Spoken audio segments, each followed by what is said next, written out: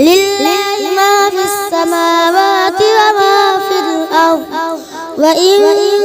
تبدوا ما في أنفسكم أو تخفوه يحاسبكم به الله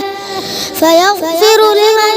يشاء ويعذب من يشاء والله على كل شيء قدير. آمن الرسول بما أنزل إليه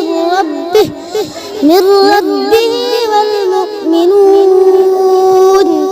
كل آمن بالله وملائكته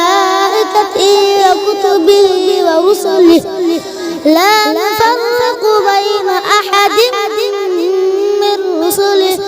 وقالوا سمعنا وأطعنا غفرانك ربنا وإليك المصير. لا يكلف الله نفسا إلا وسعها لها ما كسبت وعليها ما اكتسبت ربنا لا تؤاخذنا إن نسينا أو أخطأنا ربنا ولا تحمل علينا إصرا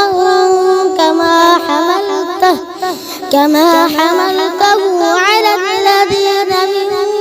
قبلنا ربنا ولا تحملنا ما لا طاقة لنا به واعف